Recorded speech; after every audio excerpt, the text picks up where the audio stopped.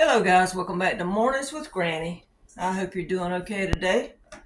It's a little bit cooler here, but the humidity is terrible again. I just went out and took Gizmo to the groomer and stopped by the thrift store, and then I came back. In fact, I made a video for the thrift store. And I'm getting ready to prepare some vegetables that I'm going to be eating this week. So I thought I would talk to you guys while I do it. My daughter brought me some green beans out of her garden. There's, I don't know, a good pint at least, maybe a little bit more. So someone had asked me, said they snapped the ends off their green beans, but they were still stringy. And the only thing I can think of is when you snap the ends off, do you pull them down? Some green beans are stringless, but do you pull them down like these are stringless to see if there's any strings? Because some of them, when you snap them, you got to pull them down to get that string off. And then I just pop them like that. But yeah, let's try another one, make sure these are stringless. See? It's stringless. The kind that we used to have when I was a kid, I can remember there being a lot of strings. But I know they came out with a different kind that is stringless now. And undoubtedly that's what my daughter bought. So I'm going to pop these real quick, or break them. We always said pop them. Some people say break them. And then I'll come back, okay? Almost done with them. I got a few left to break. I can remember when I was a kid, my grandmother and grandfather lived on a farm. And they always got out there and picked and worked in the gardens, early morning when it was cool. And then afternoons, they'd sit on the front porch and work up, as we called it, the beans or corn or whatever they picked. And then maybe the next day, Grandma might be in the kitchen canning or freezing stuff. I would love to go back now and do it again, but when I was a kid, I hated it. I hated to have to sit on the porch and break green beans, or I really hated shelling butter beans because they made your fingers so sore. I love butter beans, but I hated to shell them. Shucking corn wasn't quite as bad.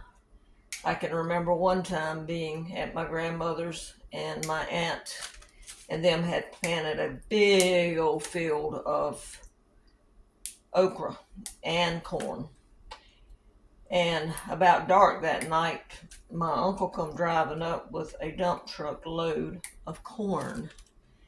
And we had to not only unload it, but we had to work it up. So we stayed out there to bedtime working on that corn, and that was kids and adults.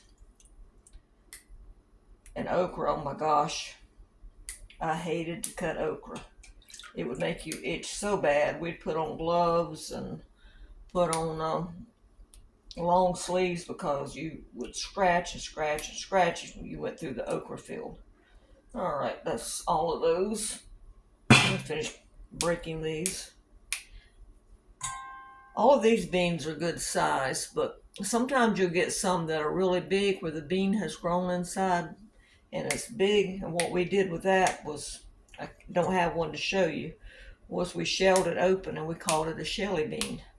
And we just shell it open, take the bean out, and throw the green part away because the pod would be too tough to eat. So we would throw that away. But my daughter's been experimenting with the garden now for 2 or 3 years, and they keep adding a little bit more and a little bit more. And she grew okra the first time this year, and she's having to learn how to cut okra. She's letting it get too big before she cuts it. And I keep telling her to cut it when it's smaller. All right, let's see what we got here. A mess of beans, as we say. I keep telling her to pick the okra when it's about this size, and she's picking it when it's bigger than this. We'll see if this is good. This one's actually good. Some of them, let's see if this one's good. Like this one's not good. But yeah, if I can just that one's not good either. Well, we've got 3 pods that are good. What I'll do is what my grandmother used to do. And she would, if we didn't have much okra or much squash, she would cut them up and cook them together. And that's what I'm going to do. I've got a squash in there, so I'm going to cut these little few pods of okra and put them with that squash. And she brought me a couple of cucumbers. Let's see if they're any good. Nope, that one's not good. Let's see if the small one's good. Nope, that one's not good either. And some onions. I'm trying to get the dirt off of them. Let's see if the onions are any good. Yeah, when you, she's just learning how to deal with the garden and how to, check the stuff and what to grow and how to keep the deer out because they are out in the country and so forth. Oops, drop that onion. Let's try another one. I'll pick that one up in a minute. But at least she's trying. And they had a good idea, the metal buffets that you see in the restaurants when you go in to get your salad or whatever, like at Golden Corral and different places. Yeah, the onions are good. They got one of those free because one of the restaurants closed here. And so, let me get this onion down here. When the restaurant closed, they had set that buffet out. And when they set the buffet out, my son-in-law saw it and asked could he have it. And they actually planted stuff in that buffet. It was hard for them to get it home though. But they got it. She got it planted. She put parsley in it and potatoes and onions. That's where these came from. And she actually had tree collar in it. And then they got the idea to get 2 dog pens and put together since they have so many deer out there. And they made a cute little garden. And it's enough, not enough to maybe freeze or can off of, but enough to eat off of during the summer. And she gives me, like I said, a couple of things here and there. So that's good. I'm glad she's interested in it, and I'm glad she's learning about it. Now my son, he's the one that writes the children's books, and he's also a minister. He piddled around with the garden for a little bit, but he's more interested in fishing. And yes, they eat the fish. All right, let me rinse these onions off. Hold on a minute. And yes, I'm sitting on my step stool again. My legs are still hurting a little bit. I have been taking magnesium at night though. I wish I could find, and I don't know if they make them. I'm sure some of you guys know. You know how you have the folding chairs?